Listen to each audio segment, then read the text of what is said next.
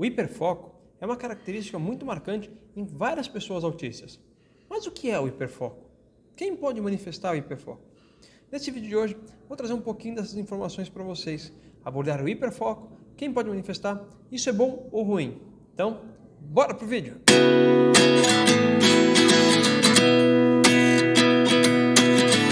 Olá meus amores, tudo bem? Alípio Júnior falando e esse é o Te Amo Nossa Jornada. Quando a gente fala do hiperfoco, nós vemos que essa é uma característica extremamente marcante para várias pessoas autistas. Será que é exclusivamente algo marcado pelos autistas? Será que o hiperfoco só se manifesta em pessoas autistas? Isso pode ser bom? Isso pode ser ruim? Que tipos de hiperfocos podem existir? Pois bem, nesse vídeo de hoje eu vou abordar justamente esses pontos para desmistificar de uma vez por todas o que é o hiperfoco e como você pode usar isso a seu favor. Então, antes de mais nada, deixe o seu like, isso ajuda muito o canal a mostrar que esse conteúdo é importante e aí a plataforma pode mandar para mais pessoas que essa informação também pode ser útil. Se ainda não nos segue, siga-nos agora e para acompanhar todos os nossos vídeos, deixe o sininho ativado. Vamos lá? Bom, então antes de mais nada, a gente precisa entender o que é o hiperfoco. Então antes de mais nada, o que é o hiperfoco? A gente pode definir o hiperfoco como uma forma mais intensa de concentração em um determinado assunto. Pode ser numa tarefa, pode ser num tópico, enfim, é quando você se concentra demais naquele determinado ponto. E o que acontece? A gente pode dizer então que o hiperfoco, ele acontece tanto em pessoas neurotípicas como em pessoas atípicas. E então cada um de nós pode ter hiperfocos momentâneos. Inclusive, há momentos em que você está trabalhando, estudando, que você precisa focar demais naquela tarefa para poder terminá-la. Então, de repente, você quer entregar um trabalho, você quer terminar de ler um livro, você precisa terminar um relatório. Então, você faz um hiperfoco, você tira tudo aquilo que está te distraindo e concentra naquela tarefa. Então, sim, a gente pode dizer que o hiperfoco ele pode ser manifestado tanto em pessoas neurotípicas como em pessoas atípicas. Pois bem, ele então vai ser esse estado momentâneo. Então, em nenhum determinado momento você vai estar com um foco muito maior naquela atividade do que em outras. Eu lembro, fazendo um paralelo, inclusive, que quando eu era mais novo, quando eu era adolescente, eu jogava handebol. Eu era atleta de handebol na escola, em um clube em São Bernardo, aqui no estado de São Paulo. E eu lembro muito claramente que em vários momentos quando eu estava em jogo, mesmo com torcida, pais, na arquibancada, tinha momentos em que eu simplesmente blindava a minha mente. Então, não importava o que o pessoal falava, não importava o que meus pais falavam, não importava, às vezes nem o que o treinador falava. O que acabava acontecendo é que eu simplesmente abstraía esses sons e focava na tarefa. Eu focava no jogo. Então eu estava muito, mas muito focado no que estava acontecendo ali. Isso é uma janela de hiperfoco. Tudo que estava ao redor não importava. O que importava é o que estava acontecendo ali naquele momento. Certo?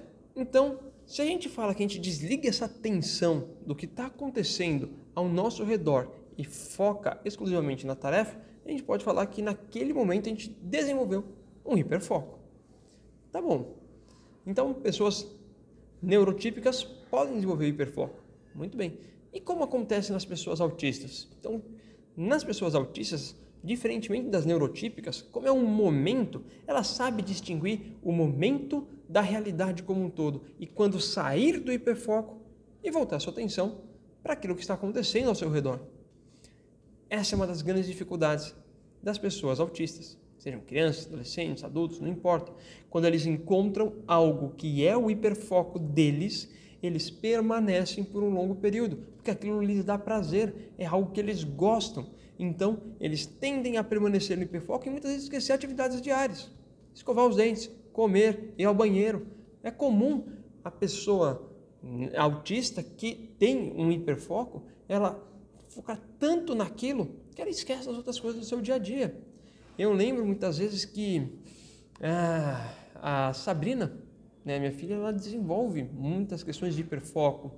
Então, se ela está tão aficionada num desenho, se ela está tão aficionada numa determinada atividade, teve momentos em que o grande hiperfoco dela era dinossauros. Então ela só falava de dinossauro, ela, né, conversava com a gente sobre dinossauros e se via alguma coisa de dinossauro ela queria se interagir. Tanto que ela cantava uma música que era de dinossauros de A a Z que eu nunca tinha ouvido falar. E olha que eu na minha infância também tinha hiperfoco sobre dinossauros. Então eu me identifico muito com ela nesse sentido. E dentro desse aspecto, muitas vezes ela acaba desenvolvendo esse hiperfoco como uma forma de se refugiar de emoções negativas do seu cotidiano. Acaba se tornando um regulador emocional. Bom, então o hiperfoco é bom, né? Porque se é um regulador emocional, né? A criança autista, a pessoa autista se recorre a ele para se regular emocionalmente, o hiperfoco é bom. Depende. Esse é o grande ponto. Como é que a gente sabe se o hiperfoco é bom ou se o hiperfoco é ruim? Vamos lá. A gente pode ter aspectos positivos do hiperfoco. Como eu falei, de repente você vai desenvolver uma nova habilidade, você vai estudar. Então aquilo vai ser positivo. Você precisa entregar uma tarefa. Aquilo vai ser positivo. Um bom exemplo desse hiperfoco positivo no desenvolvimento de tarefas e em estudos, desenvolvimento de novas habilidades, acontece na série da Netflix Uma Advogada Extraordinária. Se você não viu, assista, eu recomendo, vale muito a pena. Eu e minha esposa vimos, em vários episódios nós choramos litros. É muito bom essa série, que ela mostra a Woo Yeon-woo, que é a primeira advogada autista da Coreia do Sul. Ela tem todas as leis decoradas, ela vai direto no artigo, vai rememorando aquilo, só que ela tem um outro hiperfoco. Além do hiperfoco nos estudos, ela tem o hiperfoco em baleias. Então, ela a todo momento, se alguém toca no assunto baleia, o hiperfoco dela surge e ela vai falando várias coisas relacionadas à baleia que muitas vezes se desconecta da realidade. Assista a série e você vai ver como é interessante você observar esse hiperfoco. Então a gente tem dois momentos que a gente pode colocar do hiperfoco bom e ruim da Woo-Yeon-woo. No momento bom, ela consegue manifestar aquela habilidade da advocacia muito bem, plenamente bem. Ela tem todas as leis na cabeça, ela vai revirando, mexe no arquivo da memória dela e ela consegue externalizar aquilo. Por outro lado, muitas interações sociais dela acabam sendo privadas, porque em momentos fora do trabalho, ela acaba puxando esse hiperfoco da baleia. E as pessoas não querem falar de baleia. Então isso também pode ser um ponto negativo que a personagem transmite dentro da série. Tá, e como eu posso utilizar o hiperfoco daquela pessoa autista de uma maneira positiva? Vamos lá, vou dar algumas sugestões aqui. A primeira, usa o hiperfoco para quebrar o gelo e trazer essa pessoa autista para a conversa. Se a gente sabe que a pessoa autista tem dificuldade de interação social, e se você não viu, eu vou deixar no card aqui o vídeo sobre as características do autismo, e você vai ver que sim, a interação social é um dos grandes desafios para essas pessoas.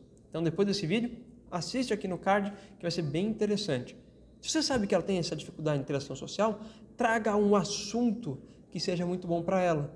Isso vai fazer com que o gelo seja quebrado. Será muito mais fácil você se comunicar com ela. É uma forma de você usar o hiperfoco dela a seu favor. Outro ponto, se a gente sabe que o hiperfoco ajuda a manter a regulação emocional, você pode utilizá-lo para fazer com que essa pessoa volte à calma em situações de estresse. De repente desencadeou uma crise, né? Você pode fazer com que esse hiperfoco faça com que essa pessoa autista volte a regular as suas emoções. É uma forma de você poder utilizar. Um outro ponto, diversão. Imagine, crie, faça coisas divertidas a partir daquele hiperfoco. Então, por exemplo, a Sabrina e eu, muitas vezes quando a gente está brincando, ela faz um jogo de perguntas e respostas sobre dinossauro. Ela dá uma característica, né, algumas características, eu tenho que responder que dinossauro que é. E a gente vai trocando. Ela faz a pergunta, eu respondo, depois eu coloco algumas características, ela responde. Isso vai fazendo com que a socialização dela melhore e a criação de vínculos fique mais estreita. Então você pode utilizar essas formas para melhorar a interação da pessoa autista com você a partir do hiperfoco que ela tem. Tá bom, mas e como o hiperfoco pode ser negativo? Bem, se o hiperfoco vai ser utilizado simplesmente para entreter a pessoa autista, e entenda que o entreter, neste sentido que eu estou colocando, vai na etiologia da palavra, no significado da palavra, que é o ter entre, ou seja, conter, manter aquela pessoa naquela caixinha. Então, neste sentido, eu vou usar o hiperfoco simplesmente para manter essa pessoa quieta, para manter ela longe de interações ou de contextos sociais. Então eu acabo isolando ela, ou seja, eu potencializo aquele isolamento social. Aí vai ser prejudicial. Então veja que tem um limiar muito próximo de você usar o hiperfoco de maneira positiva e usar o hiperfoco de maneira negativa. Então, se eu levo a pessoa a se isolar, a não querer interagir, eu acabo limitando capacidade de aprendizagem, capacidade de interação social, desenvolvimento de habilidades sociais. Então aí sim eu estou prejudicando e muito essa pessoa autista. Então temos que tomar esse cuidado. E é importante para nós, pais, mães e responsáveis por pessoas autistas, que a gente procure ajuda profissional. Turma, os meus filhos eles fazem terapias há muito tempo. Tá? A gente vai completamos um ano nesta clínica, mas eles já fazem há mais tempo. A gente precisa da ajuda dos profissionais porque eles podem nos indicar o melhor caminho. Então, em situações de dúvidas, procure sempre um profissional capacitado para lidar com as questões do transtorno do espectro autista. Então, você não precisa fazer tudo sozinho e nem deve fazer tudo sozinho. A gente tem que aprender a ser humilde e pedir ajuda nesse contexto, porque essa ajuda é mais do que necessária. A gente tem que pensar num bem maior, que são os nossos filhos, os nossos tesouros. Você gostou desse vídeo? Então, deixa o seu like. Se você ainda não deixou, essa é a hora. Deixa o seu like para mostrar para a plataforma que esse vídeo é importante, que essa mensagem é importante e precisa chegar para mais pessoas. E aproveite, compartilhe esse vídeo e os outros que tem aqui no canal com pessoas que você acredita que precisam ouvir essa mensagem. O meu muito obrigado a vocês e nos encontramos nos próximos vídeos. Um beijo grande, fiquem com Deus e até a próxima. Tchau, tchau!